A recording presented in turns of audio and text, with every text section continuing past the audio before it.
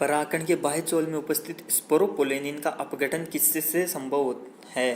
तो इसका सही आंसर होगा फोर्थ, स्पोरोपोलेनिन का अपघटन नहीं हो सकता। क्वेश्चन नंबर 42, परागण के पश्चात गेहूं चावल के परागण की जीवन क्षमता होती है, तो चावल या गेहूं के परागण की जीवन क्षमता कितनी होती है बेटा? 30 मिनट। आंसर नंबर फर्स्ट है। क्वेश्चन नंबर 43, भ्रूणपोष निम्न में से किसके बीजों में पाया जाता है? तो भ्रूणपोष किसके बीजों में पाया जाता है बेटा जी? 43 का आंसर होगा सही सेकंड, एंजियोस्पर्म। क्वेश्चन नंबर 44, त्रिगुणित प्राथमिक भ्रूणपोष केंद्रक किसका विलाक्षणिक लक्षण है? तो त्रिगुणित प्राथमिक भ्रूणपोष केंद्रक किस में पाया जाता है बेटा? आवर्त बीजियों में। क्वेश्चन नंबर 44 का आंसर होगा फोर्थ। क्वेश्चन नंबर 45, आवर्त बीजी पादप में द्विनिषेचन के तुरंत बाद बीजांड में केंद्रकों की क्या व्यवस्था होगी? तो एंजियोस्पर्म में क्या व्यवस्था होती है बेटा? 5 तो होते हैं अगुणित, एक द्विगुणित और एक त्रिगुणित। क्वेश्चन नंबर 45 का आंसर होगा फर्स्ट। क्वेश्चन नंबर 46, सजात पुष्पी परागण में क्या होता है? तो सजात पुष्पी परागण में क्या होता है बेटा? क्वेश्चन नंबर 46 का सही आंसर फर्स्ट। एक पुष्प का निषेचन उसी पादप के दूसरे पुष्प के पराग से। क्वेश्चन नंबर 47, कोशिकाओं की न्यूनतम संख्या वाला नर युग्मकोद्भिद किस में पाया जाता है? तो सही आंसर क्या होगा? थर्ड। 47 का सही आंसर थर्ड, लीलियम में। क्वेश्चन नंबर 48, पराग टिकिया बाजार में किसके लिए उपलब्ध होती है? खाद्य संपूरण के लिए। आंसर नंबर थर्ड, 48 का।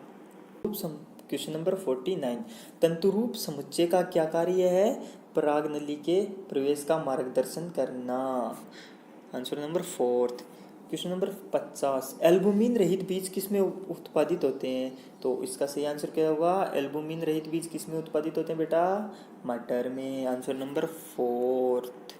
क्वेश्चन नंबर 51, पराग नलिका एवं परागकणों में कितने अगुणित केंद्रक होते हैं? तो पराग नलिका और परागकण में कितने अगुणित केंद्रक होते हैं बेटा जी? 51 का सही आंसर क्या होगा? थर्ड, 3।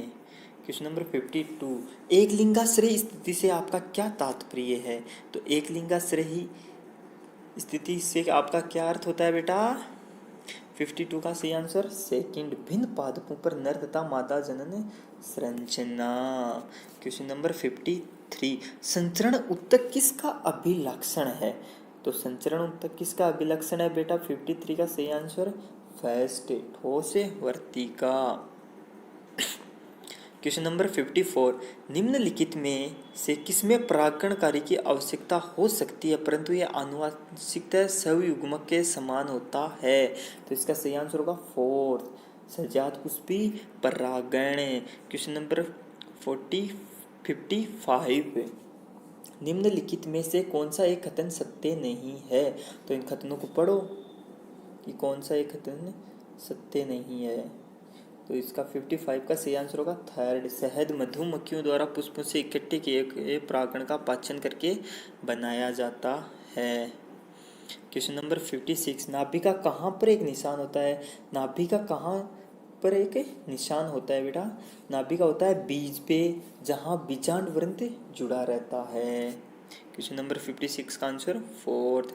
57, निम्नलिखित में से कौन जंतु परागकारियों के लिए पुष्प प्रतिफल है? तो आंसर सही क्या होगा? मकरंद। Answer number first. Question number 58, आवर्तबीजी पादपों में नर युग्मकोद्भिद क्या बनाता है? तो आवर्तबीजी पादपों में बेटा नर युग्मकोद्भिद क्या बनाता है? आंसर नंबर सेकंड, 2 शुक्राणु और एक कायिक कोशिका। क्वेश्चन नंबर 59, कच्चे नारियल का नारियल पानी क्या होता है? थर्ड आंसर होगा इसका मुक्त केंद्र की भ्रूणपोष।